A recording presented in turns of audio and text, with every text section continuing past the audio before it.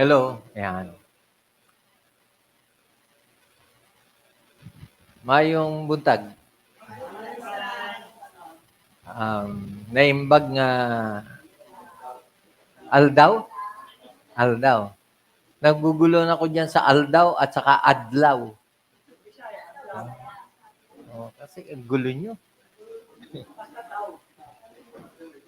Aldaw, adlaw. So, adlaw, yung Ilocano. Tama? Aldaw. Sorry. Aldaw. Okay. So, hindi ako dapat malito dyan. Pero parehong araw yan, di ba?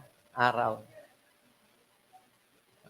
Araw sa Tagalog, adlaw sa Ilocano. Bisaya, aldaw sa Ilocano.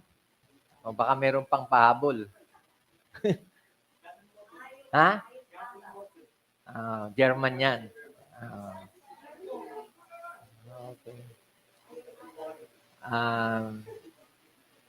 Sa Chinese, ni hao.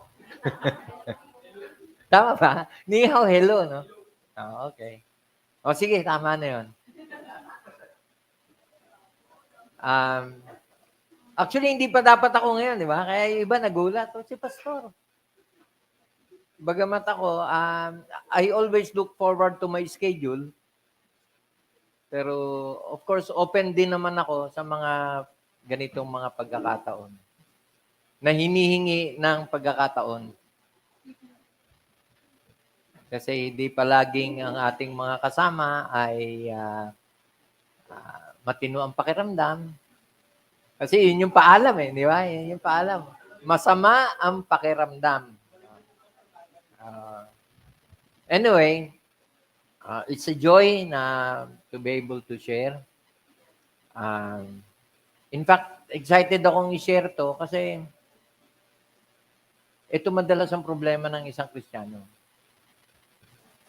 In fact, I will be very honest and very candid. Ito yung problema ng bawat isa sa atin.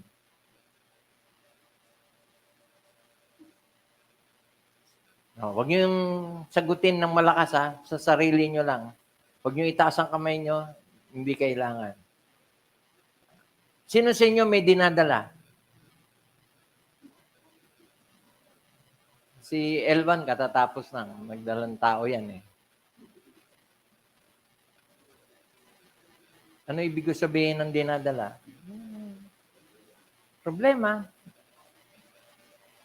Kabigatan.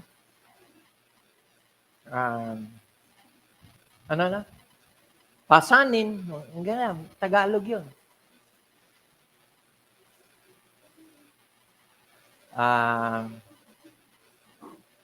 Suliranin.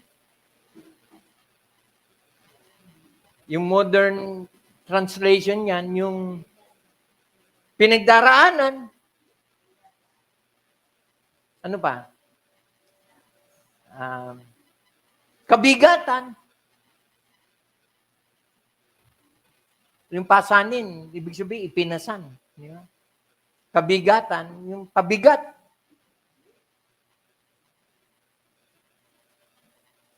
Ano pa? Ang kabigatan ng pasanin is in the form of problema. It is in the form of situation na hindi mo maintindihan. Kasi nagiging mabigat ang isang bagay pagka hindi mo na kontrolado. Nasusobrahan na. Kasi may mga pagkakataong kaya natin. Doon pumapasok yung kahalagahan ng pagtutulungan na nabibigatan. Kasi pag pinagtulungan ng bigat, gumagaang. Tama? Pero minsan, hindi ka matulungan ng iba kasi ayaw mong tulungan sarili mo. Kaya tama yung sinabi kanina. Nasa Diyos ang awa, nasa taong gawa. Actually, yun yung focus ng ating pag-aaral. Kasi may bigat na hindi kailanman maiibsan kasi ayaw mong bitawan.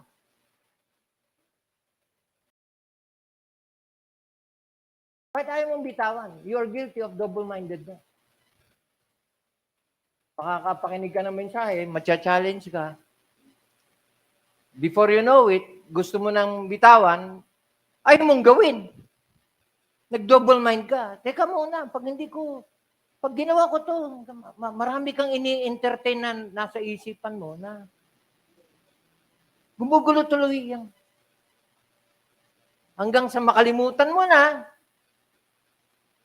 umiikot ang problema mo, yung problema mo, paikot-ikot lang, at dahil paikot-ikot lang, hilong-hilo ka na sa kaiikot. Kuha niya. So I'm not playing with words. I'm using words for us to come to a realization na ang problemang binibit-bit natin, tayo rin ang may sanhi. So double-mindedness is a state of mind na hindi mo ma-fix doon sa dapat mong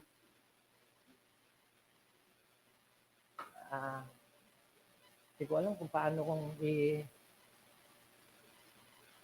ihahayag sa salita yung karanasan ng isang taong gulong-gulo. Ito ang problema. Realidad dito. Magulo buhay mo, nanggugulo ka. Nandadamay ka. Example, mainit ang ulo mo. Kung bakit mainit ang ulo mo, hindi mo maintindihan sarili mo. At dahil mainit ang ulo mo, lahat ng masalubong mo, sinisipa mo. Kaya katulad ng pusa na kakalat-kalat. Nasa lubong mo, kamuntik mo na matapakan. Hinabol mo, inabutan mo, dinakma mo. Parang Spider-Man lang yung naging peg. Lumipad yung pusa.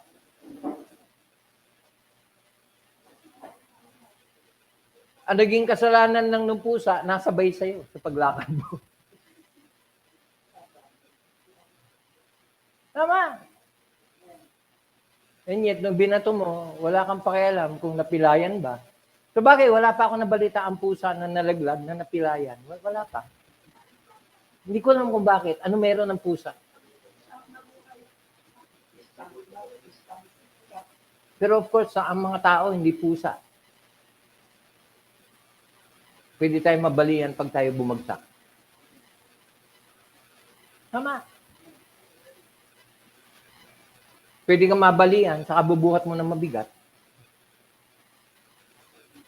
Tama. Pwede kang mahirapan habang bumubuhat ka nang hindi mo naman dapat buhatin. Pero natanong ba natin, bakit ko ba binubuhat ito? Yan ang tanong. Double-mindedness. Walang ibang dahilan. Kasi malinaw dapat na alam natin kung ano yung dapat sa hindi. Hello?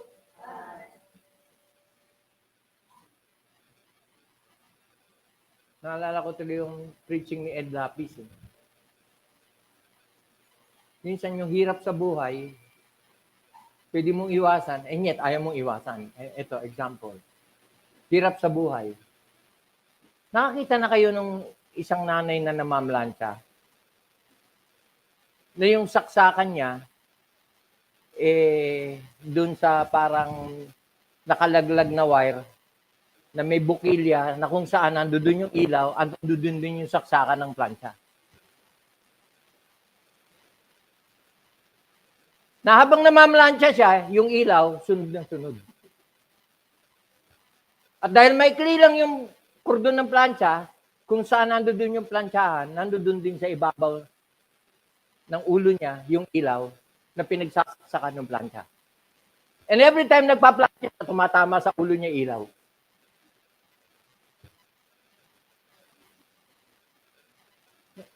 Nakarelate kayo?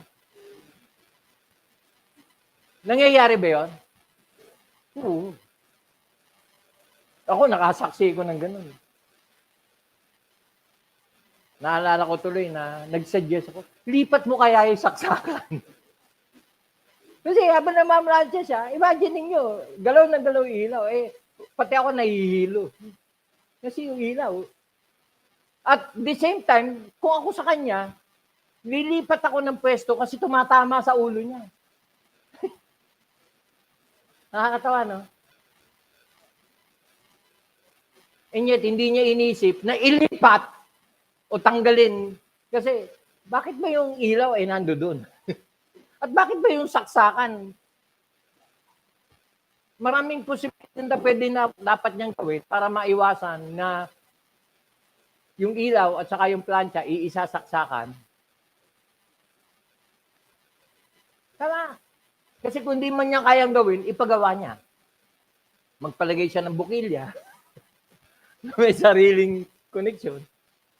Tapos yung saksakan ng plancha, di ba? Wala bang convenience outlet? Kasi kung wala, di pagawa. Bastor gastos. Eh. So anong sinasabi ko? Ang sinasabi ko, minsan ang ikagagaang sa buhay, nandun sa tao na humaharap sa buhay. Tama? Kasi, maisip mo, ba't hindi niya ginagawa? Ayan. Ang gandang tanong. Siguro hindi niya naisip na dapat niyang gawin. Kaya, pagtiyagaan na lang.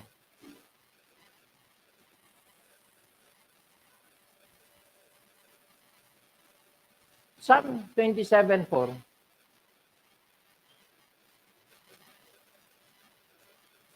is one of the cure. Ano natin maiwasan ang double-mindedness? Pero bago yon, gusto ko puntahan muna natin yung Hebrews 12:1 and 2. Bago natin puntahan yung Psalm 27:4. Kasi gusto ko i-connecta to. Maraming bigat sa buhay pwedeng maibsan kung tayo lang ay magpapasyang ito bitawan. Sa Bisaya, bitaw. Tama? Bitaw. Ibig sabihin, oo nga. Oo nga. And yet, ayaw gawin. Kasi sa Bisaya, pag sinabi mong bitaw, oo nga. May nangyari ba? Wala. Kasi sa Tagalog, yung bitaw, let go. Hindi ko hinihingi yung agreement mo. Ang hinihingi ko yung action mo. What do you do with something na nakakabigat sa'yo? Bitaw. So, huwag mo ko sagutin ng Bisaya. Sagutin mo ko ng Tagalog. Yun yung tatanggapin ko. Kasi hindi kita matutulungan kung ikaw mismo ay mong tulungan sarili mo. Why? Kasi hanggang kailan ka double-minded. Naalala niyo yun, yung preaching na yun? How long shall you hold between two opinions? Matagal ka ng ganyan. At huwag mo ipagmalaki sa akin. Ganito na talaga ako, pastor. Eh kung kanya ka talaga, at nabibigatan ka, huwag ka naman damay. Kasi dapat, by now, magaang na buhay mo. By now, wala ka nang ganyang binibitbit. Bakit? Kasi, ba't ko nga ba binibitbit? Hebrews chapter 12, verse 1. Wherefore, seeing we also are compassed about with so great a cloud of witnesses, let us lay aside everyone. Hindi ba, naalala nyo? Pinaguhit ako sa inyo yung sakalitang lay aside every weight. Ano sa Tagalog yan?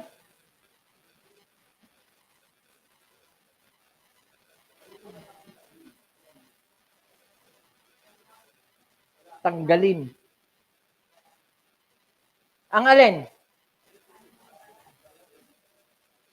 Ano mang, actually, balakid ba yon? Kasi yung English is weight. Okay, okay lang. Pero at least nakuha natin yung idea Hindi mo kailangan mabigatan. Bakit? Kasi pwede mong bitawan. Yun yung ibig sabihin ng isang tabi. Yun yung ibig sabihin ng tanggalin. Yun yung ibig sabihin ng bitawan. Ako, natutuwa ako every time maglalabas kami ng gamit, magsasakay sa kotse. Pag may nakakita sa akin na nagbibit-bit ako mabigat, pasunakon po yan. Bakit? Kasi ayaw nila ako mabigatan. Hindi ko naman pwede iwan yung gamit ko. Kailangan iuwi ko. Kaya I praise God, may mga taong tumutulong. Pero hindi habang panahon, mga kapatid, na yung bigat na hawak-hawak mo hanggang ngayon, mula pa nung umpisa hanggang ngayon, na alam mo nakakabigat sa'yo, ayaw mong bitawan, itong sa'yo, pero yung bigat, pinabitbit mo, kasama kang nakasakay. Let us lay aside every weight. At hindi lang yung kabigatan na bitbit natin, merong isang kabigatan na yan, dapat ma-realize natin, hindi natin dapat binibitbit yan. Ano yun? Ano yun? Mahina. Ano yun? Alam niyo ba ang kasalanan, kabigatan?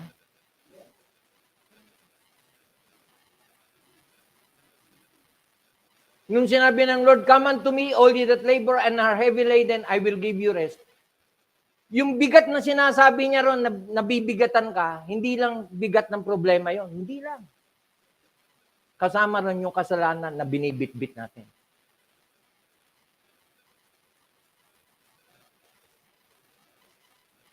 And every time, ayaw natin itong bitawan, bagamat napakinggan natin at narinig natin, natutunan natin, naintindihan natin, dapat natin itong iwanan, and yet ayaw natin gawin. That's double-mindedness.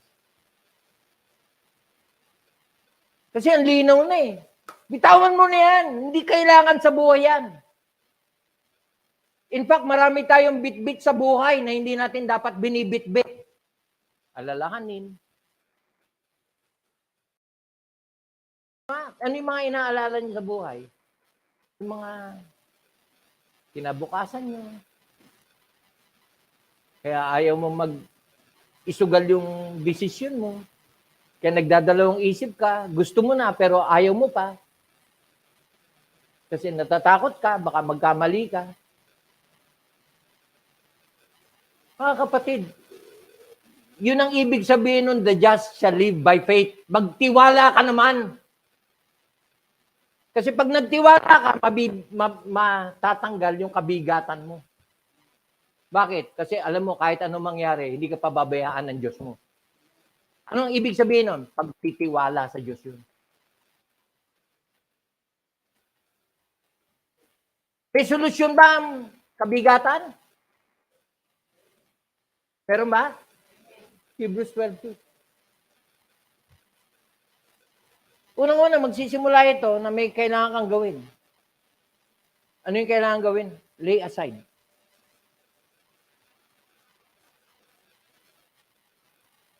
Bitbit mo para gumaang. Bitawan mo. Ulitin ko na naman yung salita. Bitaw. Huwag mong gamitin yung Bisaya.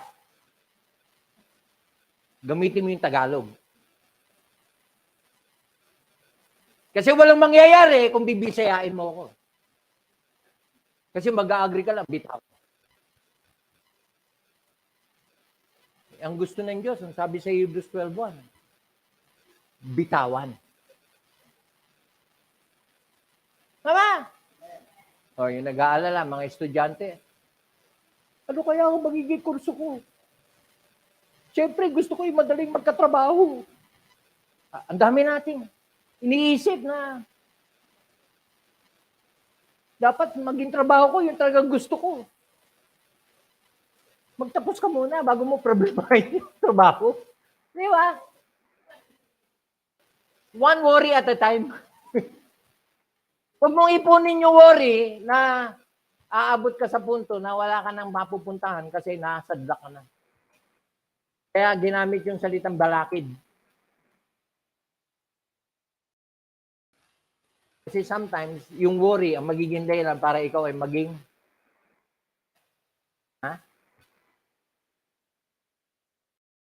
para ikaw ay maging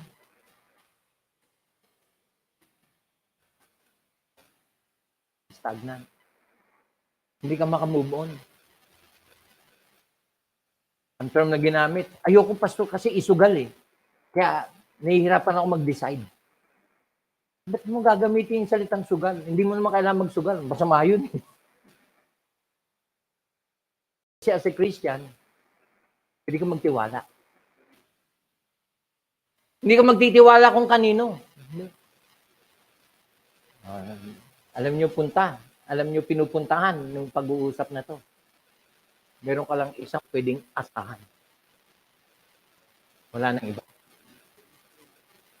Si Kristo lang, sapat na.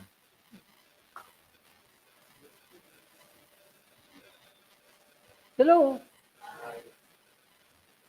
Let us lay aside every weight.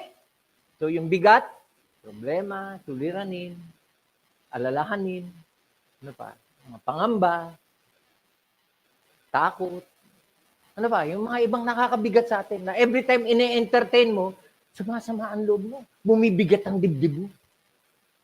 Iniisip mo pa lang, gulong-gulo na isip mo. Kaya pag tinanong ka, ang sagot mo, ewan ko! Nakakita na kayong ganon? Mga anak, nakita nyo na si nanay na ganon? Madalas, lalo kung wala na isasaing. Tama! Basta hindi mo masisisi, talaga naman nakakatawa. Di ba Christian ka? Kasi sa prayer, alam ko, sa Lord's Prayer, ang example doon, give us this day. Tama! At ako naniniwala ako sa isang Kristiyanong talagang nagtitiwala sa Diyos, hindi pinababayaan ng Diyos. No good thing will He withhold from them that walk uprightly. Sino yung them that walk uprightly? To them who are living by faith. Ang pagtitiwala, wala sa tao. Ang pagtitiwala, wala sa gobyerno. Lalo na nung, alam niyo, na-test ng gusto ang Christian faith nung nag-lockdown. Saan manggagaling ang tulong? Hello? At ako, sa ating church, doon natin napatunayan na talagang ang Diyos hindi nagpabaya. Bakit? Kasi yung tulong dumarating ng kusa. Ilang beses? Hindi na nga mabilang. At tayo yung nakatanggap ng tulong, na yung tulong na natanggap natin, itinulong din natin. Nakuha niyo? Naalala niyo yun?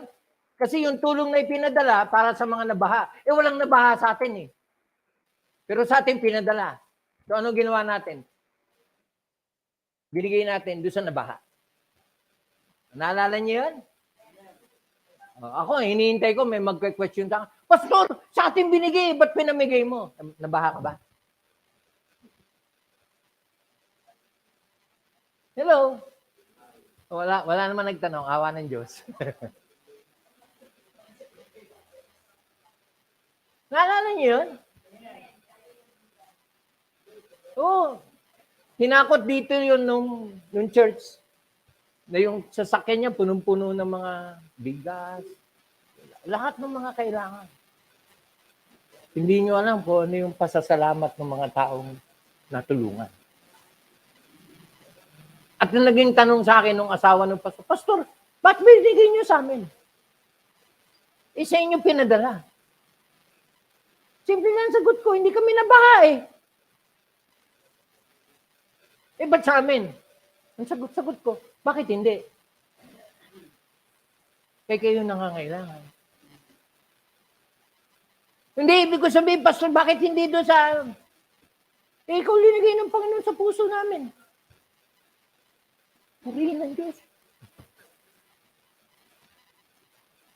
Nagpabaya ba ang Diyos?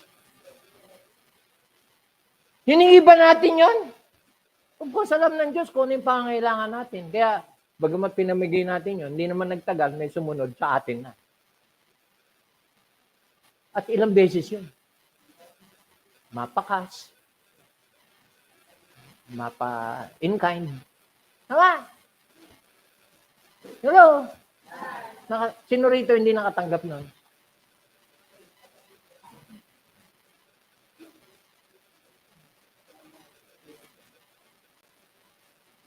Pero madalas nakakalimutan natin na may ganun. Konting problema, nag-aalala tayo. Parang walang ganun.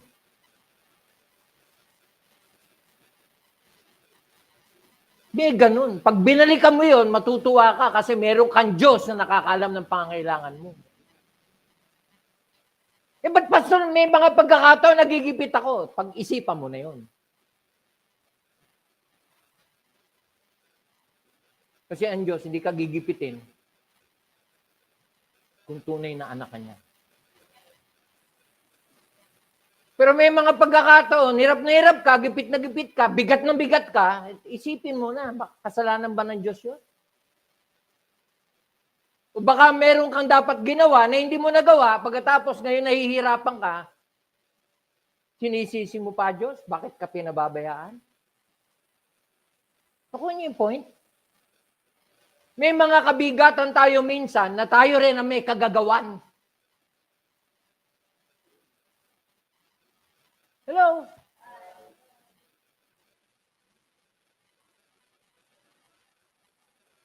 Verse 2. This is the cure to double-mindedness. What's the cure? Looking unto Jesus. Huwag ka nang tumingin sa iba. Alam mo ito, nakakapagpalala sa problema. May binibit-bit ka. May kasalanan na dapat mong talikuran at bitawan. Ayaw mo. Imbis na aminin mo at bitawan mo, naninisi ka ng iba. Bakit si ganito? Kung kani-kanino ka nakatingin. Kung sino-sino ang mga sinisisi mo. Kaya ako ganito kasi. Yun yung problema sa double-mindedness. Walang katapusang pagturo kung kani-kanino. Kung kani-kanino tayo nakatingin. In fact, minsan iniidolo mo kung sino yung may kasalanan. Ba't siya ganon? Hanggang ngayon ganon siya. Hindi naman siya nahihirapan. Sino may sabi sa'yo? Alam mo ba yun? Ba't mo siya gagamitin halimbawa para ma-justify mo na huwag mong bitawan kung ano yung dapat mong bitawan? Hebrews 12:2. Tumingin tayo kay Kristo. Kasi kung meron mang kabigatan na naganap sa buhay ni Kristo, yan. Who for the joy that was set before him endured the cross. Actually, topic natin yan sa anniversary. Di ba? Ano yung topic natin sa anniversary? Ano yung theme? Enduring to the end.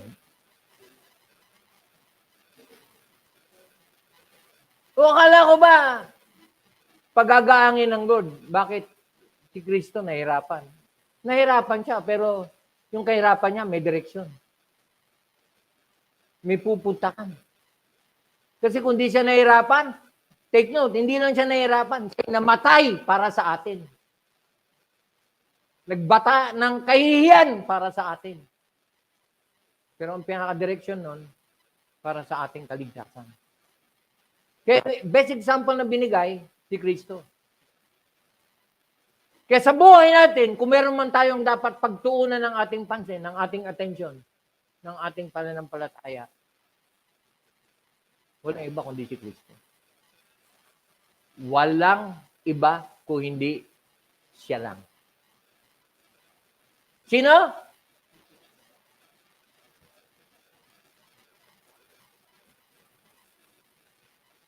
Kasi karamihan sa atin kung kani-kanino nakatingin.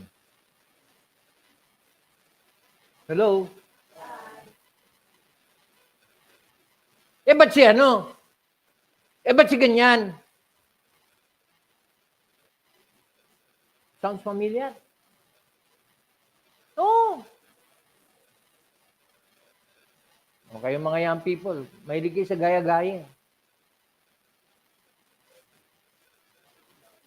Oo, mahilig kayo sa gaya-gaya. Aminin nyo na yun. Lalo kung nag-viral. Bukas makalawa, ikaw na rin. Pasto naman. Nagpapakatotoo lang tayo, mga kapatid. Na hindi lahat na nagba-viral ay binibigyang halaga. Kasi yun yung mundo eh. Pag nag-viral, mahalaga. Kahit gano'n ka-foolish. Tama? Palagi ko alam nyo, ibig ko sabihin, wag na tayo magbigay ng example dito.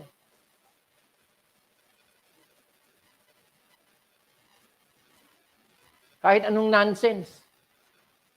Pag medyo nakuha yung kiliti ng netizen, viral. Kahit na gano'n ka, trivial. Tama? Kaya madalas may naririnig ako. Kaya nga ayoko mag-TikTok.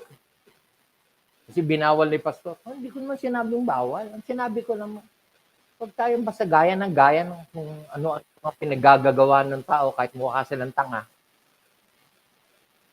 Tama? Oh, nangingiti kayo. Bakit? Kasi minsan yun yung nagbabiral, yung mukhang tanga.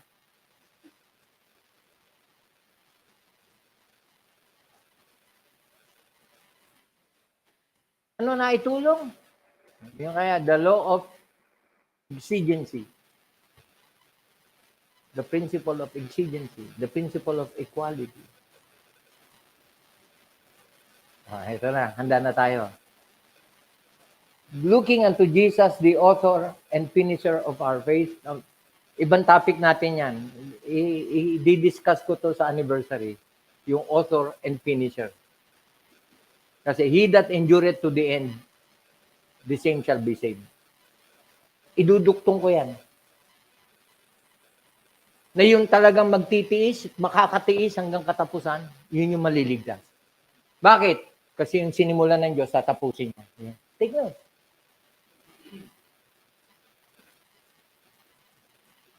Ano yung nakikita natin ginagawa ng Diyos sa buhay natin? Meron ba? Napakahalaga nun.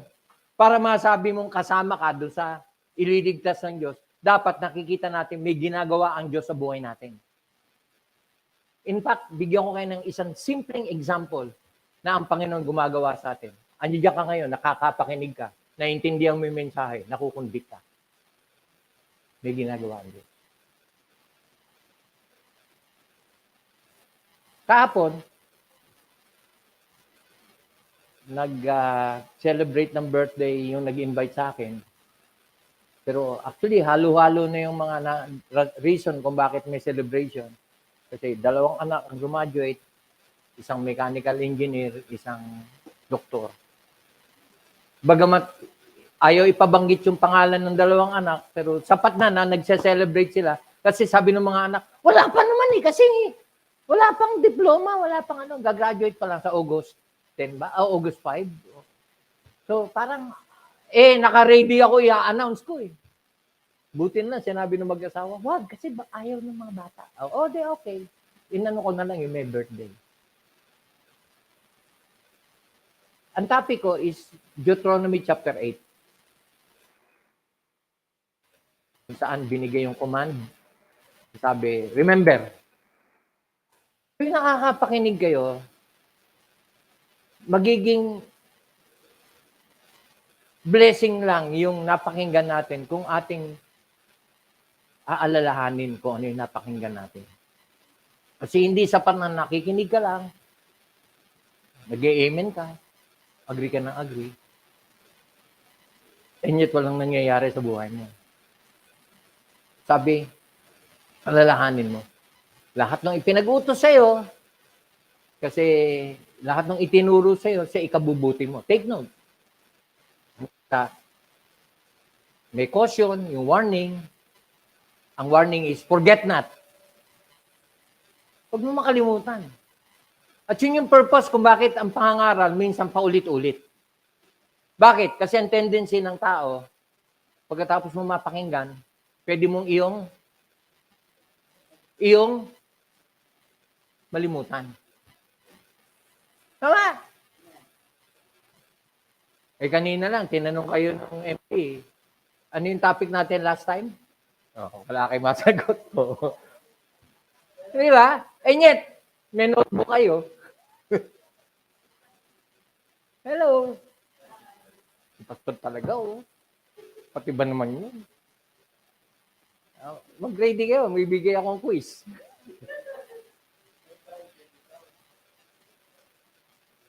So, mahalaga ba na may paalala? Sa atin, hindi lang paalala Talagang pukpok di ba? Pukpok. At may dahilan kung bakit namumukpok. Kasi minsan matigas. Kailangan madurog. Tama? Kasi hanggat hindi nadudurog, magiging kalso siya na hindi ka makakagalaw. Tama? Tapos, yung huling-huli ng topic na Deuteronomy chapter 8, yung commitment. Inulit yung salitang remember. That you forget not. Alam mo, maraming, hindi ko alam kung na-record yun. Alam ko may gumaganon sa akin na taga-ibang church. Malagay ko ni-record No, anyway. Alam ko meron. Pero hindi ko siya pinansin kasi mawawala yung isip ko sa ano. Kasi, syempre, pag pinansin ko siya, panay ang ngiti ko.